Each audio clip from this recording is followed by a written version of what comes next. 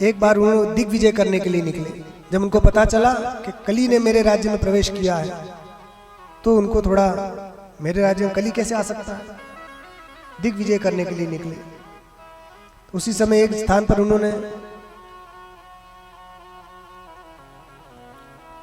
देखा कि एक गौ माता बड़ी ही पीड़ा में है, आंखों से आंसू बह रहे हैं। एक बैल को भी उन्होंने देखा जिसका एक ही पैर था। बैल के 4 पैर रहते हैं, मगर इसके 3 पैर टूट गए थे, एक ही पैर बचा था। और दोनों आपस में एक दूसरे से बात कर रहे थे, अपने दुख का वर्णन कर रहे थे, मगर कोई दुख उनका दूर करने वाला नहीं था।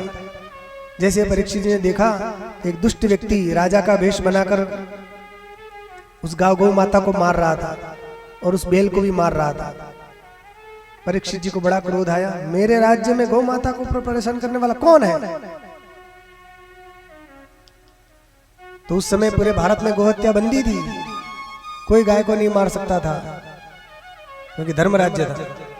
धर्म राज्य की यही पहचान है कि उसमें गौ माता सुरक्षित रहती है, उसका कोई वध नहीं कर सकता।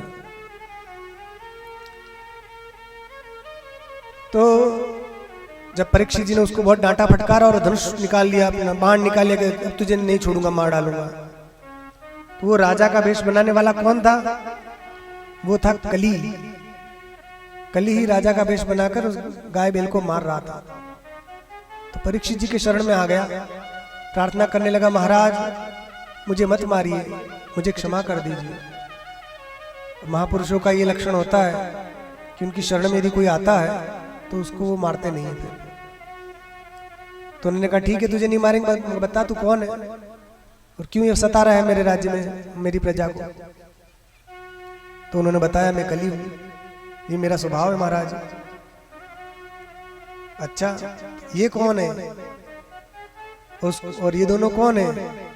तो वो वस्तुतः कौन थे? वो बैल जो था वो धर्म था, और जो गाय थी वो पृथ्वी देवी थी। पृथ्वी देवी गाय का रूप बनाकर अपना दुख व्यतीत प्रकट कर रही थी, और गाय धर्म वृषभ का रूप बनाकर वो अपना दुख प्रकट कर रहा था। तब महाराज परीक्षित ने देखा कि कलयुग में अनेक दोष हैं, मगर एक गुण भी है। क्या? कि कलयुग में मन से किया हुआ यदि पुण्य संकल्प कोई होता है तो उसका फल मिल जाता है, और मन से यदि कोई पाप कर्म का संकल्प हो जाता है तो उसका फल नहीं मिलता है। इसलिए कलयुग की विशेषता है। ये गुण देखकर परीक्षित महाराज ने कलयुग को नहीं मारा और उससे कह दिया, तुम निकल जाओ मेरे राज्य से, भारतवर्ष में तुम नहीं दिखना चाहिए। हालांकि परीक्षित के अंडर में तो पूरी पृथ्वी थी, मैं उन्होंने कहा विशेष रूप से भारतवर्ष में तो तुमको रहना ही नहीं, जाओ। तो कहा, महाराज मैं जहां भी जाऊंगा चाहता हूं तो आप ही मुझे दिखते, धनुष बाण लिए हुए, मैं क्या करूं? मैं भी आपकी प्रजा हूं, मेरी भी रक्षा होनी चाहिए, मुझे भी स्थान दीजिए। जब उसने ज्यादा प्रार्थना की तो ने कहा ठीक है, तो मैं तुझे 4 स्थान दे देता हूं, उन 4 स्थानों पर तुम रहो। कि कहां कहां रहोगे? तो कहा, मैं तुमको द्यूतम पानम स्त्रियस्सूना यत्रा धर्मश्चतुर्विधः, ये 4 स्थान देता हूं रहने के लिए। तो कलयुग को 4 जगह मिल गई, 4 घर मिल गए उसको, 4 बंगले मिल गए बड़े बड़े। तो उसने 4 जगह अपने बंगले बना लिए। कौन कौन से थे? सबसे पहले द्यूतम, अर्थात जहां जुआ खेला जाता है वहां तुम रहो। फिर दूसरा पानम, जहां शराब पी जाती हो वहां तुम रहो।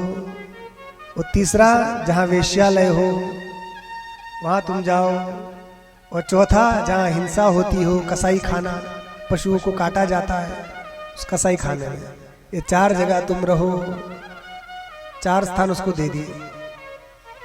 अब 4 स्थान मिल गए, फिर भी वो संतुष्ट नहीं हुआ। बोला, महाराज ये तो आपने आपकी इच्छा से दे दिए, मगर एक स्थान मुझे भी अपनी इच्छा से मिल जाता तो अच्छा रहता। बहुत प्रार्थना की, बहुत प्रार्थना की। तब कहा ठीक है, पुनश्च याचमानाय जात रूपमदात प्रभु। फिर उसने जब याचना की तो उसको स्वर्ण में भी स्थान दे दिया गया, सोने में, गोल्ड में। तब से कली इन 5 स्थानों में रहने लगा।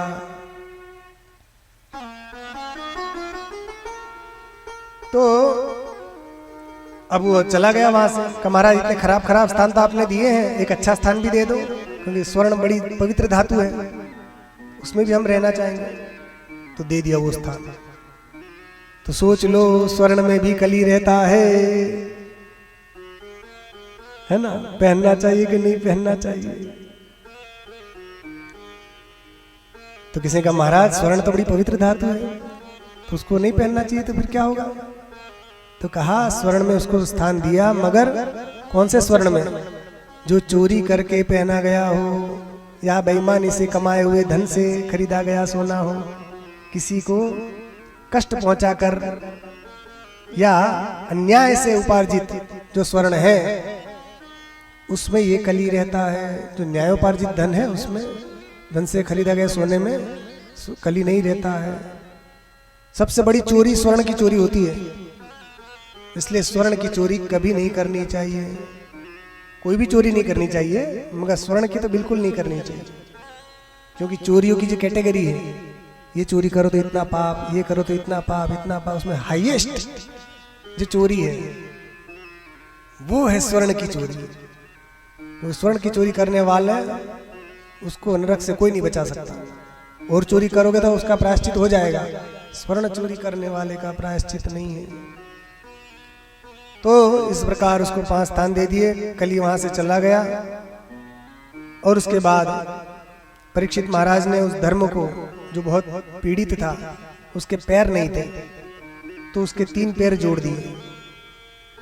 एक पैर ही था ना, 3 पैर उसकी और जोड़ दिए, तो 4 पैर का हो गया। गौ माता को भी बहुत उन्होंने संतुष्ट किया, दोनों सुखी हो गए, गाय और बैल दोनों।